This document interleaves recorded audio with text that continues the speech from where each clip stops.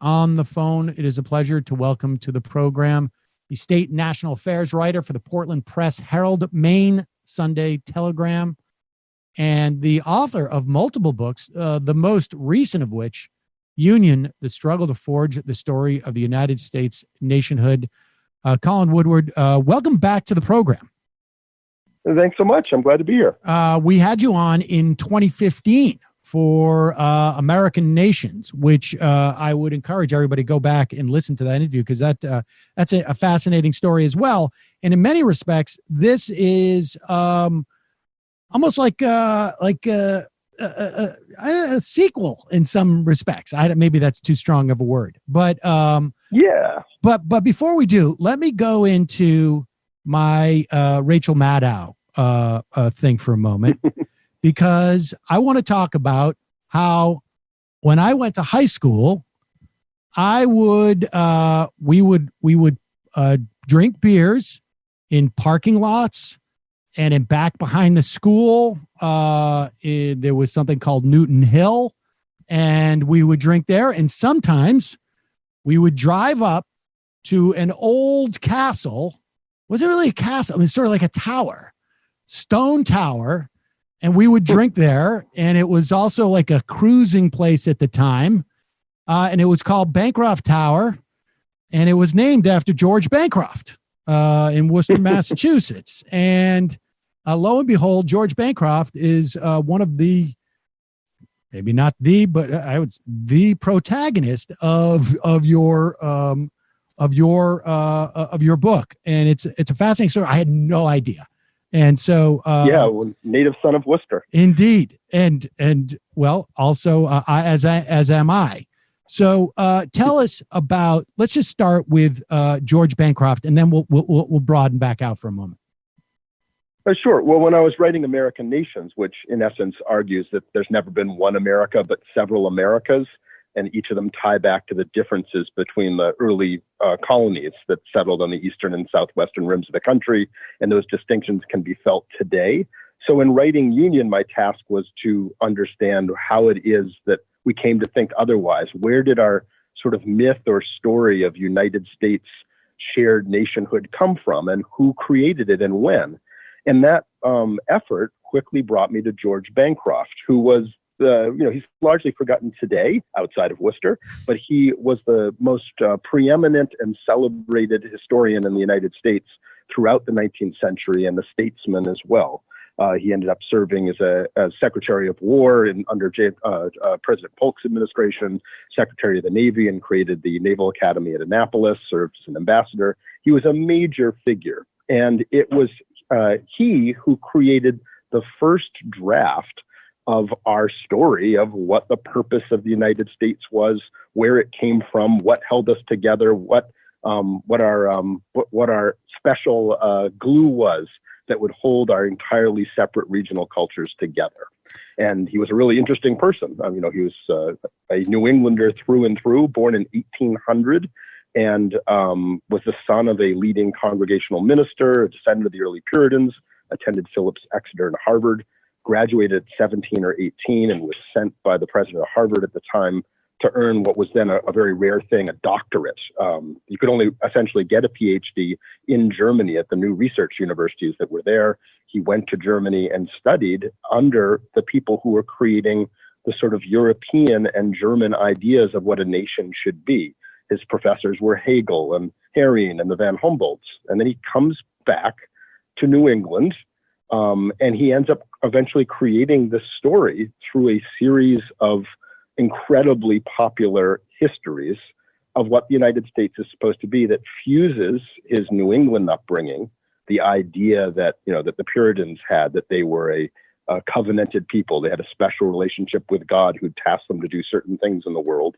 He took that idea, an errand in the wilderness to build put a light on the hill to create a more godly society, and fused it with the German romantic nationalist thinking about how each nation was like a living organism, that they grew from a seed from preconceived instructions, and would inevitably, the seed would flower into the adult organism with all these special characteristics.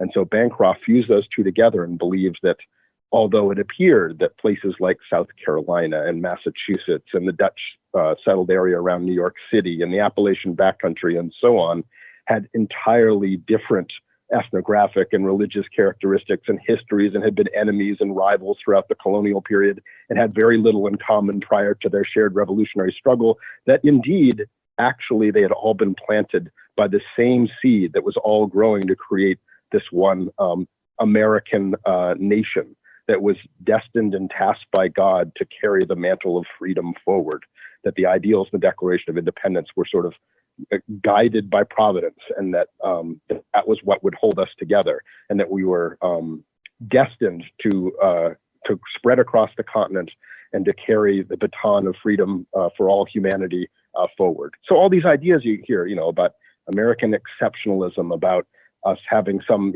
special, maybe God-endorsed purpose in the world, that was all properly packaged and put together and brought out into the public space by George Bancroft to kick off what ended up being a epic and harrowing fight over what the United States, national story and nationhood would actually be. And before, and obviously, and we will get, it really takes about 100 years from his birth, I guess, until that gets levied there. So, I want to just jump out for a second and just the relevance of national histories. I mean, I think, tell us what the relevance of a national history is. Because that is, your book is about the sort of this competition on some level that was going on to create that national history.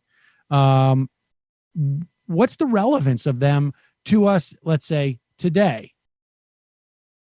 Yeah, and to people everywhere. I mean, it's often conveyed through the writing of histories, but it's the creation of your national story, your national narrative that you tell yourselves about who you are. Because remember, nations are abstract concepts. They're sort of imagined communities, whether you're in Japan or Canada or the United States or Thailand. The idea that we all belong to some extended tribe or family is something that we construct in our heads. And to do that, to imagine as individuals that we have more loyalty to this very large subset of people than to these other subsets of people who belong to other nations, requires a whole story that we can build that makes that credible. So it's essential for any nation's survival and creation to have that, to have a story that says where we came from, who we are, and where we're going. And that varies from nation to nation, but you can't really establish and create something that will have that loyalty from individuals unless you can successfully do that. And nations are pretty new things. It's only the past 300 or 400 years that there have been nation states the way we think of them now. And the United States had a particularly challenging set of circumstances at its birth to try to create such a story, to try to get people in Massachusetts or in South Carolina to think of themselves in a genuine way as Americans first, rather than as South Carolinians or Massachusettsians. For a long time, it was just simply you are the people of the king, essentially. And absolutely, here's the story of our nation. God said, "I'm the ruler, and I deemed it that you should be part of my nation." End of story. Right, or not even the word nation used, just that you're part of my kingdom, and that the nation, if I marry some other person and their dowry comes with all these other sections of the planet, that they just suddenly magically become under my kingdom, without any definition of nationhood, or doesn't matter what, what language you speak or anything else. It was a very different set of ideas than we're used to now. And I think people make the mistake of assuming that like medieval kingdoms were nations when they really weren't. So yeah, this is a pretty new thing. And however, very important, with an enormous impact on history. How? And for go ahead. Yeah. No, go ahead. Well, for Americans, we didn't have a common language. All of the different colonies had totally different histories. They've been founded by people at different times with different ethnographic and religious characteristics, who were building very different societies with different original intents. Like I said, they'd often be enemies. And so they didn't have a common history. They didn't have a common set of ideals that they were pursuing. We couldn't think of ourselves as having lived in this, homeland since before the lifting of the mists of time, because we've all shown up in, just the past 200 years or so at best. We couldn't think of ourselves as this being our, indigenous place, because the European settlers who had come had expropriated the continent from the native inhabitants who were there and were causing them to be non-citizens in formal and informal ways. So all of the things that many other countries were using to build this idea of nationhood were essentially deprived to the founders of the United States. And yet, by the early 19th century, it was clear that we needed such a story, or all the centripetal forces were going to tear the country apart. There'd already been secession movements, in the Appalachian backcountry during the Whiskey Rebellion, New England considering secession during the War of 1812, the growing schisms over slavery and the implications that had for our founding document, the Declaration of Independence, with its decree that, all people are born inherently equal, which a race-based slave system stood in opposition to. So all of these forces required that you needed to come up with a story. It was a national security crisis. And you ask about the relevance today. I mean, if we fast forward all the way to now, you're seeing some of that crisis played out today, where, what is it that really holds us together, given the different political pressures that are also geographically defined? What is it that is the common threads that will hold our union and hold Americans together as people is, I think, a relevant question out there. And some of the answers lie in this story. I can answer that question. We are now the most infected people in the world, and no one wants to have us infect them. So that was... And what sort of, a sort of a failure of the American project and of federalism, you're seeing it there, right? We're all witnessing our country fail at a fundamental level, at the federal level, to protect its citizens, and the response to this existential crisis being passed on to states and municipalities, and people are all over the map. And if you map the results of the pandemic, there are massive differences at the geographical level. And so all of this is really relevant. Yeah, I actually want to get to that. I mean, I read a piece that you did about that relative to the history of the 11 regional cultures of North America. But so let me ask you this: how conscious, and you write about five figures whose national histories are in some respect in competition with each other. Bancroft, Williams, Sims, Douglas, Woodrow Wilson. But how conscious were these writers, and particularly Bancroft, because he's the earliest. How conscious were they of the need for what you were talking about? Like, or how much did they express an awareness of my challenge is to find a cohesion here in this history, to tease this out or to generate it? Yeah, an excellent question. And the story starts with the beginning with Bancroft, and I ended it when one of the competing visions, and there's essentially two threads that fought with each other, when one of them became dominant over the whole Federation. And so it spans nearly a century. But in the early part, when you have George Bancroft and his deep Southern rival, William Gilmore Simms, fighting over the meaning of the United States, they were very conscious of what they were doing, and conscious that they were trying to define the United States as a nation in one direction or another. And of course, the William Gilmore Simms, who was from Charleston in the Deep South, had a very different argument. Bancroft had said that the ideals in the Declaration of Independence about unalienable rights and humans being, born inherently equal, that was completely wrong, that humans were obviously not equal, and that there was a hierarchy in humanity, and only the allegedly superior Anglo-Saxon race had the wisdom and brilliance to be Republican citizens and to see the promise of the United States in the Declaration, and that the real nations were, South Carolina and Massachusetts and Georgia and so on. But what they shared in common was this allegedly superior Anglo-Saxon identity.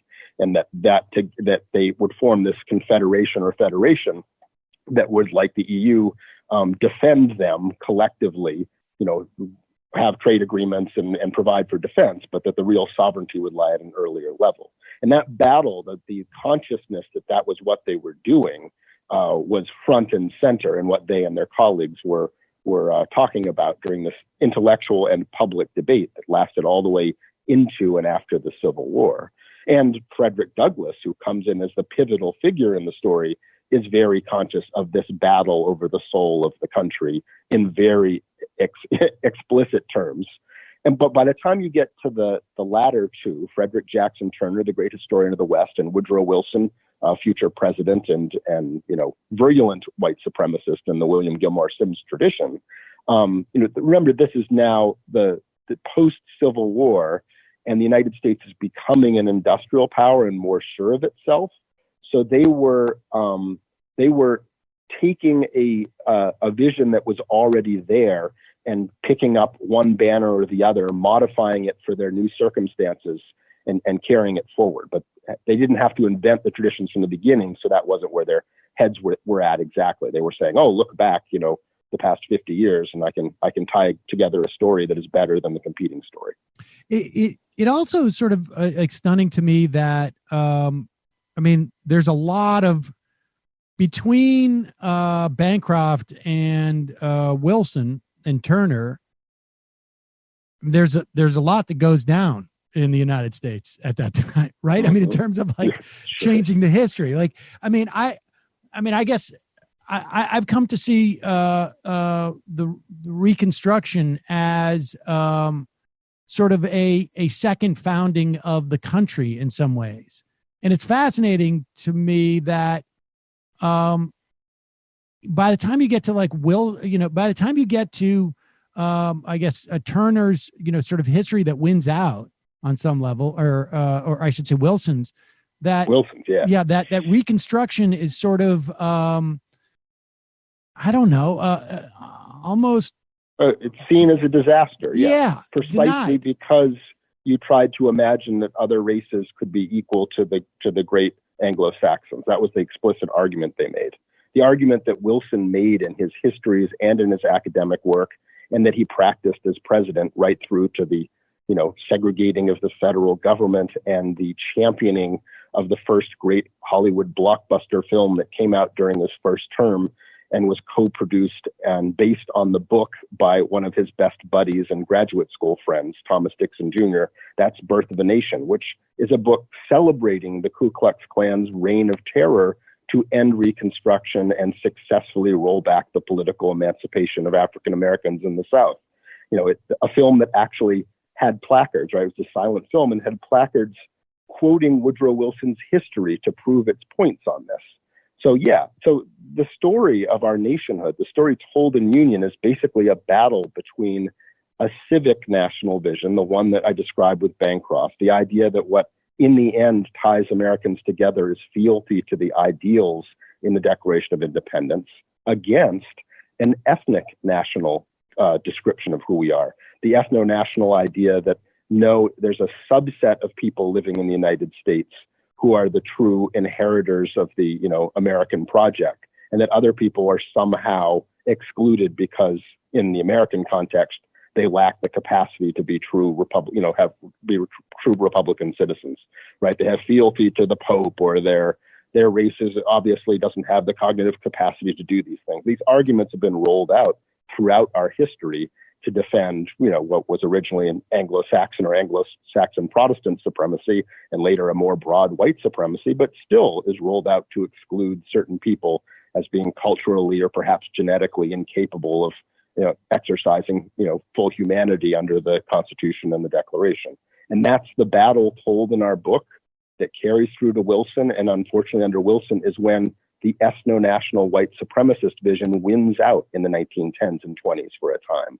And it's the first vision that actually wins out and has dominance across the Federation, which is rather a chilling thing to realize. That it was vanquished again by the civic national ideas in the 1960s and has been with us as a dominant force since then. But obviously that ethno-nationalist vision did not get vanquished. we're fighting about it in the streets today and in the Right. battle over these monuments and the Confederate flag. So this is a story that we're still living in, and it's the backstory to it. And I hope provides some of the ingredients for how we'd rejuvenate, the better of our two visions, the Civic National one, and maybe update it and rejuvenate it for today. And we should say it is no coincidence at all that a lot of these statues that are being torn down were put up in that very era, between 1910 and 1920, at a time where there was something like 6 or 7% of the country were card-carrying members of the KKK, right? There's like 7 million like out and about proud members of the KKK at that time. Not a coincidence at all, because Birth of a Nation, this film that Wilson helped endorse and who his friend created, actually was literally the thing that sparked the creation of the second KKK. The people who founded it on the eve of the film opening in Atlanta, they rode up onto a mountainside and burned a cross up there to officially commemorate a second Klan, and rode down wearing their Klan attire to the opening, where they fit right in, because at the opening, people dressed in Klan hoods and stuff outside the box office to promote the film. That's how egregious it was. And this is when Jim Crow really takes hold, and when the Confederate monuments are created. Yeah, it's this high tide that comes in the Wilson administration and in that era, but it's the triumph of that vision with the aftermath of the collapse of Reconstruction and the retelling of the national narrative around this exclusionary and ethno-nationalist definition of what America is about and who can and can't be a full member of the American project. And just to be clear too, you write about the attempt of folks to cancel that movie in Boston, where arguably the first, I guess, a civil rights protests take place in regards to that movie. Yeah, I mean, the parallels with today in that sense, too. I mean, I wrote this book, mostly a year and a half ago, so I couldn't have seen this coming. But yeah, the Birth of a Nation had a lot of parallels with the demonstrations we're seeing now. You had this film celebrating this white supremacist triumph in the terrorist campaign during Reconstruction. And at that time, the First Amendment the courts had not yet decided that artistic productions were covered as protected speech. So mayors and governors regularly censored plays and moving pictures that were considered somehow contrary to public morals. So what the protesters were asking for, there were mass protests all across the country, especially in New York, and most of all in Boston, because Boston had been the center of abolitionism, and William Monroe Trotter, the early civil rights leader, organized these huge protests outside the movie theaters. There were clashes with police, but what they were demanding is that the mayor of Boston, or maybe the governor, censor the film, which, given the enormous amount of money that this epic film, a film like had never been seen before, had cost. If they had succeeded in censoring the movie in major markets like New York and Boston and Chicago, the filmmakers would have gone bankrupt. Thomas Dixon Jr., Woodrow Wilson's friend, would have gone bankrupt. So that's why it was so important in the middle of those protests that Woodrow Wilson agreed to Thomas Dixon to show Birth of a Nation to his cabinet in the White House in the middle of the protests, an implicit endorsement of the film at a time when mayors and governors were being asked to censor it. And then the next day, on the strength of that, Thomas Dixon ran across town to the Chief Justice of the Supreme Court, Justice White, and got him to show it to the rest of the Supreme Court justices and the leaders of Congress at one of the biggest hotel ballrooms in Washington, D.C., because the Chief Justice had been in the KKK and thought the message was just wonderful. So you can see how, the battle over these things was, front and center, and has a lot of parallels with the fight today. And that was back when cancel culture lost, I guess, right? That's what I do find so fascinating, is that that's a perfect example of just, they didn't call it cancel culture, but one could argue that when you're promoting that type of vision of America as a and white nationalism, you're canceling a significant portion of the people living in the country, right? I mean, or another way to look at it is the cancel culture, a different cancel culture one, right? Because that's what I mean. Exactly. Being destroyed, they canceled the African American U.S. senators and the possibility of all of that. So exactly my point. We've always had cancel cultures.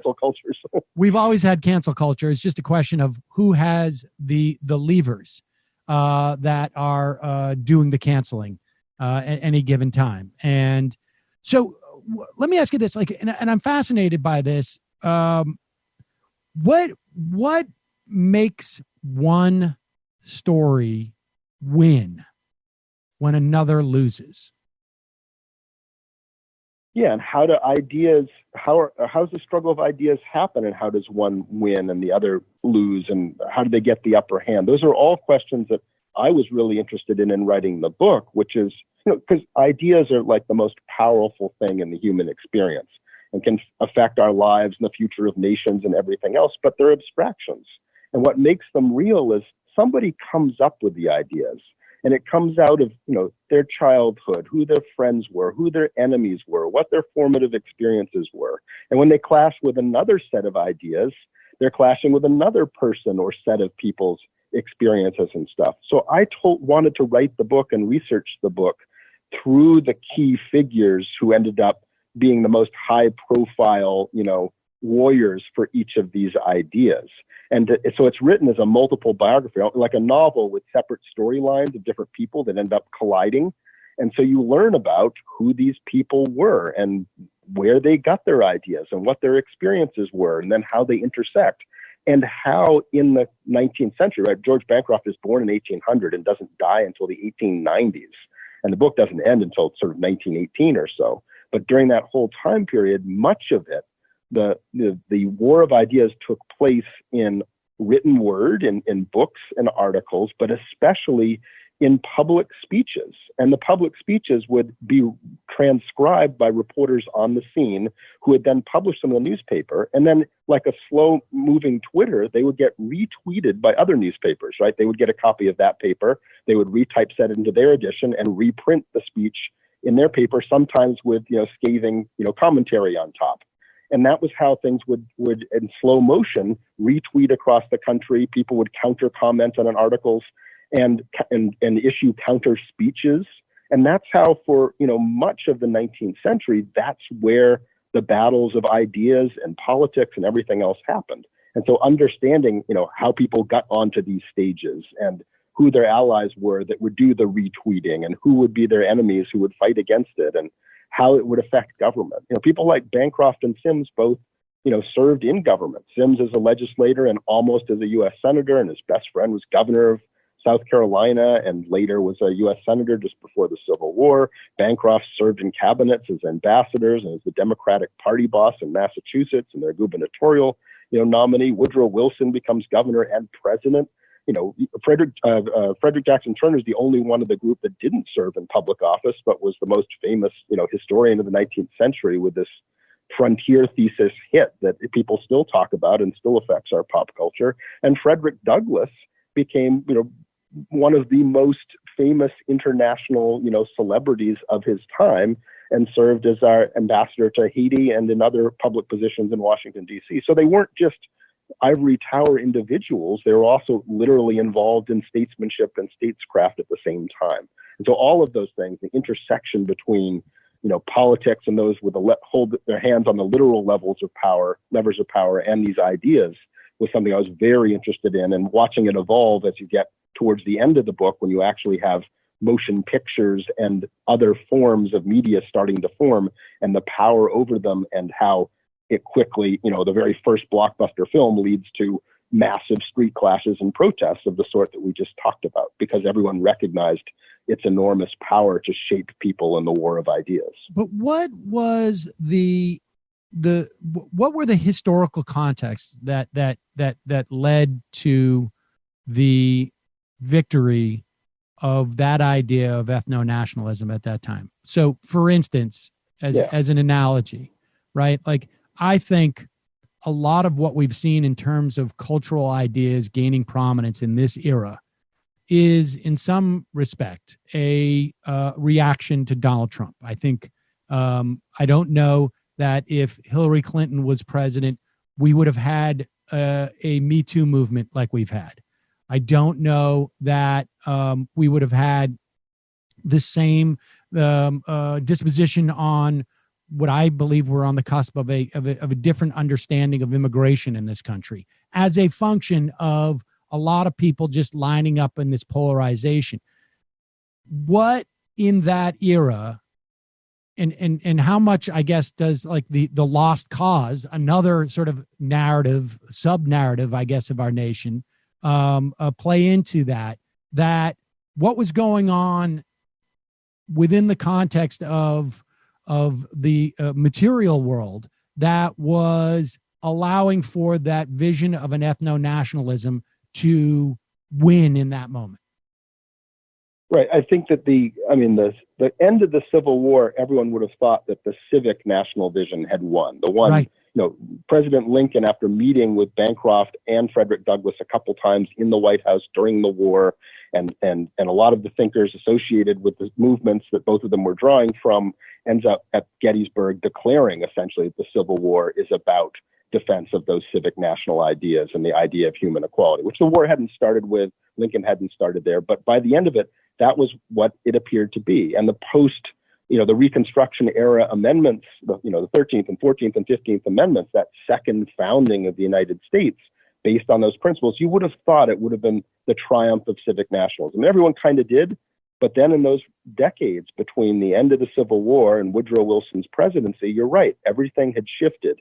And primarily, if you step way back and take the orbital perspective, the hundreds of thousands of lives lost in the Civil War, everyone in white America and in the white North who would have had to spearhead any effort to force the Confederacy to comply with this new vision, to force the occupied states via Reconstruction to become good civic nationalists and abandon, their schemes for an apartheid-like system to continue in the South.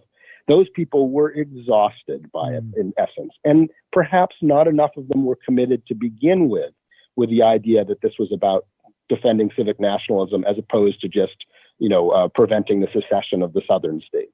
And so for all those reasons, there just lacked the political and perhaps the public will at the highest levels to push back against a violent, terrorist campaign in the occupied South to destroy Reconstruction. And because of that, the failure to be willing to put up with the continued sacrifices to do that, there needed to be a way that the North and South could come together on different terms. And so basically white Americans, North and South, agreed on a new narrative about what the Civil War was about. They would let go of the idea that it was about the ideals and Declaration of Independence. Oh, we both had honorable ideas, and blue and gray both suffered on the battlefield, and now we'll hug and have blue-gray marriages and nice plantation houses, all that movies that came out about the South afterwards that kind of feature that reconciliation. That's all built into parts of Birth of a Nation, by the way, as well, that whole idea. And that white Americans would be able to come together and reconcile by forgetting about the promise and the Declaration, about forgetting about the equality of humans beyond, what was tolerated in the definitions of the Confederate South. And so that all laid the stage for Woodrow Wilson to put the capstone on the South's winning the peace, having lost the war. And all of that, all of that comes out of that period afterwards. Remember, Woodrow Wilson is a little kid during the Civil War. He's living in Columbia, South Carolina, after it's been burned down by Sherman when he's growing up. His father is, a raging white supremacist and the most important charismatic figure in the Presbyterian Church of the Confederacy. I mean, he's brought up, he's lived through all of that I just told you personally, and he brings all of that with him to his conquest of the White House. So that's, I think, at the orbital perspective, how it is that the shift between those two visions ended up laying the groundwork for the ethno-nationalist white supremacist version to dominate in the 1910s and 1920s. That's fascinating. It had never occurred to me that just sense of exhaustion, and the South having a broadly speaking, more stakes, I guess. I mean, that's why you get a myth like the Lost Cause, and there's no competing myth on some level about the North until maybe, I don't know, maybe that that competing myth is that Lincoln was that engaged in terms of slavery. But I think to a certain extent, I mean he was, but I don't know if there was not a commensurate sort of counter volley to the Lost Cause. I mean, it was there. This whole civic national tradition we're talking about, starting with Bancroft and promoted much more effectively, and with the awareness of our failures to achieve it that Frederick Douglass pushed forward. I mean, there were people fighting for it the whole time, but the reason they lost the battle, they lost the hearts and minds war overall, is because of all those forces we're talking about. And their vision was to encompass the whole United States, not just the North per se, even though the northern regions or regional cultures that I describe are the ones where that vision was strongest or most compatible with their founding ideas, ironically, since Jefferson was not from those areas. But that's why the ethno-nationalist version was able to win in that period, even when there was a competing idea. And those competing ideas were still there in the background. People were still fighting for them. That's why they were able to be the baton grabbed again in the aftermath of World War II, with the building of the civil rights movement that vanquished that white supremacist, toppled it from being the dominant idea and placed the civic national one at the top again. Even if we weren't achieving it, that was what we all thought the country was supposedly defined on. I'm a Generation Xer and grew up thinking that we're working towards that human equality, and that the bad old days of the Jim Crow South and segregation are past us. And lo and behold, we've elected an African-American president, right? We're moving forward. And that was, because that was the dominant ethos up until quite recently. All right. And so I can't let you go without just asking about your last work. And again, I'd recommend people go back and listen. It was in August of 2015. But it's the history of the 11 rival regional cultures of North America. And you have tracked those cultures in terms of the coronavirus response. Sadly, federalism has been suspended, I guess, when it comes to pandemics. Not so much when it comes to protests, but when it comes to pandemics, we suspend it. How is that playing out? The different cultures in our country, defined by region, which ostensibly were defined by different groups of people congregating in specific, some measure of what they call self-sorting. How is that playing out here? Right. If you know the map of the early colonization patterns in the United States, which areas were colonized from New England and became a greater New England, New Englanders and their descendants over generations in different tiers of the country, setting out the first, state constitutions and, narratives about who we're supposed to be and institutional ideas, as opposed to the Dutch settled area around New York City and not the rest of New York State, and the area that's descended from the Quakers Project, William Penn's project in Pennsylvania, and covers another tier going out into the Midwest and the Appalachian backcountry and so on. If you know that map, it's shocking to see the fissures of those tectonic plates in, say, county level metrics of what's happening with the spread of the pandemic. And I've written on that and even crunched numbers. The regional cultures don't follow state lines because the settlement patterns didn't. So some states are riven by strong regional differences like Ohio or Pennsylvania or even Maryland, Texas, California. Different areas were settled by entirely different colonization streams, leading to massive differences. But you can see those differences on the map. And if you calculate the numbers, it follows pretty much what American nations would predict, because one of the biggest differences between these regional cultures is where they lie in the idea of how you create a free society? Do you do it through maximizing individual liberty, or do you maximize it then through protecting the common good and building, a free society and the infrastructure you need to have humans be meaningfully free? In other words, do you maximize the autonomy of the individual, and that's what matters most to be free, or do you perhaps not do that and invest in the common, structures that allow you to cultivate a republican citizenry? So those areas that are strongly on the individual liberty side, lo and behold, are the same areas where there's enormous resistance to wearing masks to protect others because it would somehow restrict your own freedom, where governors and other top officials have worked, to the advantage of the virus and against public health advice based on the idea that, people's economic and personal liberties should not be infringed, even in the face of a deadly virus.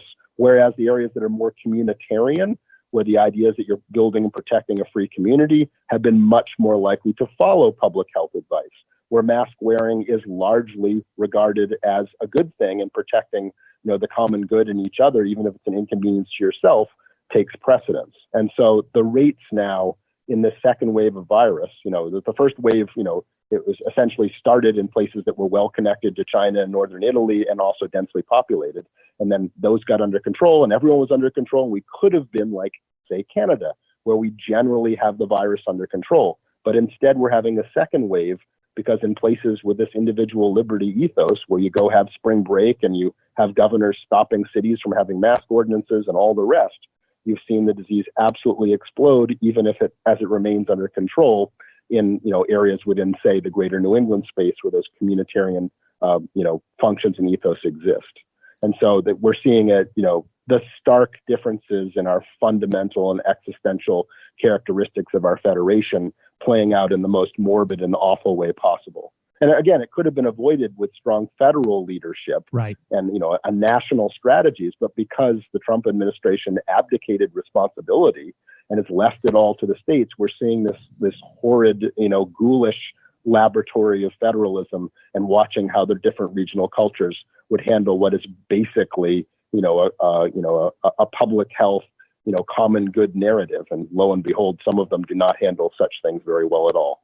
Well, I just find it so fascinating, and that the idea of the sort of like cultural values of people who lived 200 years ago plus resonate in such an explicit way 200 years later with their great grandkids. Right. 200 and 400 years later. And, on the political map at the county level and in dialects and polling on different values and issues, it's staggering how much the inertia and legacy of culture can play out, even when the, original people, in quotes, who founded these places are long gone, or their descendants are a tiny minority. The inertia of having been the first ones to set out the ideas that the rest of us encountered later when we moved to a place is pretty amazing, and seems to be something about the way humans as social organisms work. Yeah, I find it fascinating. We will link to one of those pieces, I think from the Press Herald at majority.fm, as we will too with Union, the struggle to forge the story of the United States nationhood. Colin Woodard, thank you so much for your time today. I really appreciate it. It's fascinating stuff. Thanks so much. Enjoyed it at any time.